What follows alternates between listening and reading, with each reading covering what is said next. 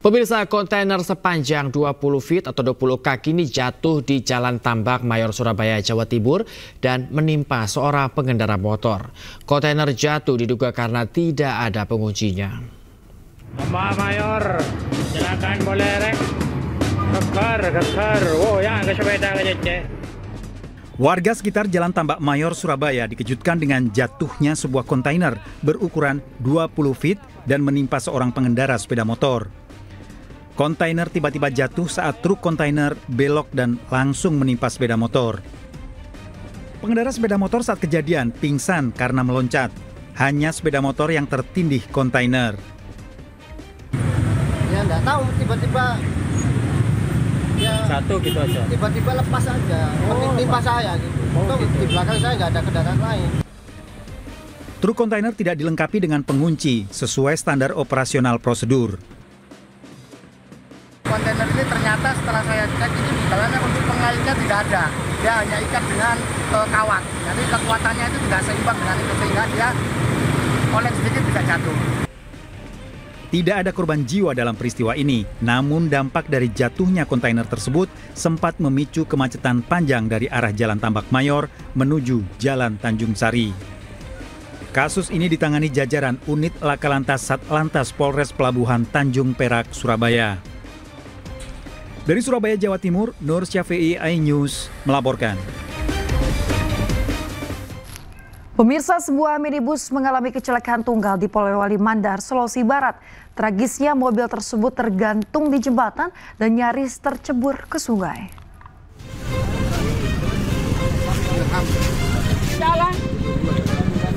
Inilah kondisi mobil minibus usai mengalami kecelakaan tunggal di kawasan Kecamatan Matakali, Polewali Mandar, Sulawesi Barat.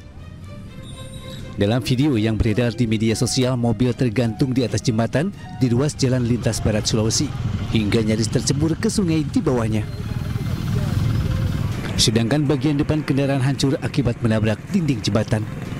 Beruntung pengemudi dan penumpangnya berhasil selamat tanpa luka meskipun mobil rusak parah. Menurut pemilik kendaraan, kecelakaan terjadi disebabkan pantulan sinar matahari yang mengenai supirnya. Kondisi tersebut membuat supir tidak fokus dan kendaraan kehilangan kendali kemudian menabrak jembatan. Akibat insiden ini, arus lalu lintas di sekitar lokasi sempat mengalami kemacetan parah. Sementara polisi masih menyelidiki penyebab pasti kecelakaan tersebut. Dari Polewali Mandar, Sulawesi Barat, Hujair Jainal, iNews melaporkan. Pemirsa, bocah sekolah dasar di kawasan Rawamangun, Pulau Gadung, Jakarta Timur jadi korban jambret ponsel saat tengah bermain game di depan rumah. Pelaku berjumlah 2 orang berboncengan sepeda motor kabur usai merampas ponsel korban.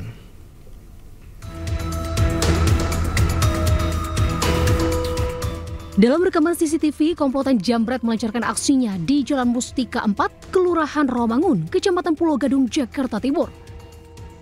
Pelaku yang berjumlah 2 orang tersebut berboncengan sepeda motor mendekati korban seolah bertanya dan seketika merampas ponsel di tangan korban yang tengah asik bermain game di depan rumah. Sebelumnya, pelaku terlihat memantau lokasi dengan mondar-mandir mencari targetnya. Dari keterangan warga setempat, pelaku memanfaatkan situasi sepi aktivitas pada malam itu. Lagi main HP depan rumahnya itu dia. Jambret ini udah memang sering terjadi di sini apa ya? Sering Pak, makanya ini ditutup-tutup. Portalnya ditutup-tutup. Kalau ini nggak ditutup nih, harus kabur dari sini. Aksi penjambretan di lingkungan tersebut kerap terjadi. Selain CCTV, upaya pemasangan portal di setiap sudut jalan agar pergerakan warga dapat terkontrol satu pintu. Di Jakarta, Rizky Falupi, iNews melaporkan. Pemirsa, seorang bocah berusia 10 tahun tewas tenggelam di kawasan banjir kanal Sungai Batang Kadis, Kota Padang usai terpleset saat bermain di pinggir sungai. Jenazah korban ditemukan 200 meter dari lokasi hilangnya korban usai 1 hari dilakukan pencarian.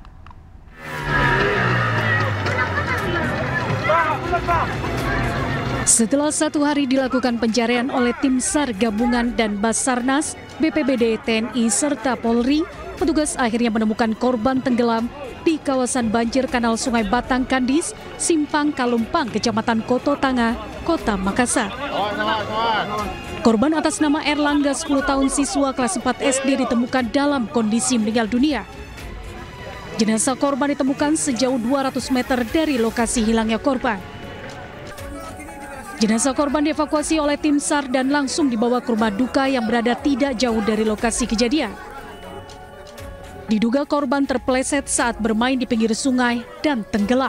Korban atas nama Angga yang kita nyatakan tenggelam dari hari kemarin sudah berhasil ditemukan oleh unsur SAR gabungan. Penemuan korban ini dilakukan dengan cara penyisiran menggunakan alur laut di LCR, dan selanjutnya korban dievakuasi ke rumah duka. Jenazah korban langsung dimakamkan di pemakaman keluarga di daerah Lubuk Buaya. Dari Padang, Sumatera Barat, Budi Sunandar, iNews melaporkan. Pemirsa, penadah barang curian sepeda motor diringkus polisi gabungan di wilayah Bangkalan, Kabupaten Jeneponto, Sulawesi Selatan saat tengah tertidur lelap di rumahnya.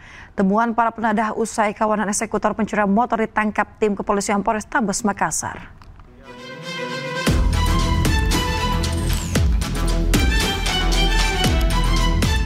Tim gabungan Jatan Ras Polrestabes Makassar, Resmo Polres Maros, dan Takalar berhasil meringkus pelaku penadah barang curian disertai barang bukti sepeda motor di kediaman pelaku di Kampung Balanja, Kecamatan Bangkala, Kabupaten Jeneponto, Sulawesi Selatan. Pelaku ditangkap bersama dengan 4 sepeda motor hasil curian di sejumlah lokasi di Kabupaten Jeneponto. Dalam pengungkapan sebelumnya, tim kepolisian mengamankan kawanan pelaku yang nyaris tewas dihakimi warga usai ketahuan beraksi mencuri sepeda motor di pekarangan toko pakaian di Kabupaten Maros, Sulawesi Selatan. Dari hasil pengembangan, tim kepolisian berhasil mengendus sindikat lainnya yang tengah bersembunyi di Kota Makassar berperan sebagai penadah hasil curian sepeda motor. Penadah berhasil ditangkap di rumahnya saat tengah tertidur lelap. Hasil pemeriksaan mendalam mengarah ke sejumlah rumah yang berada di Kabupaten Jeneponto, Sulawesi Selatan, hingga barang bukti sepeda motor hasil curian disita polisi tanpa mampu mengelak karena penadah tidak dapat menunjukkan surat kepemilikan, dan tim kepolisian menyodorkan laporan polisi kehilangan barang sama dengan motor di lokasi tempat persembunyian barang curian itu. Pelaku membeli motor curian dengan harga yang sangat murah, mulai 2 juta hingga 5 juta rupiah. Adapun barang curian digadaikan ke sejumlah warga.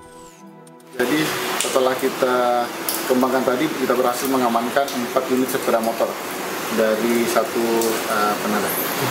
Ini Pak, prosesnya sampai kendaraan ada di Jeneponto seperti apa Pak? Jadi setelah pelaku mencuri motor di Makassar, kemudian langsung komunikasi dengan jejaringnya, kemudian mengirim motor-motor tersebut membawa ke Jeneponto untuk dijual.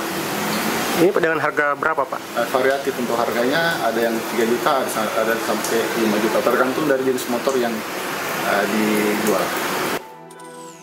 Atas perbuatannya, para sindikat pencurian motor yang telah berulang kali beraksi bahkan pernah menjalani hukuman penjara kini harus berurusan kembali dengan pihak kepolisian dan terancam pidana penjara 5 tahun lamanya.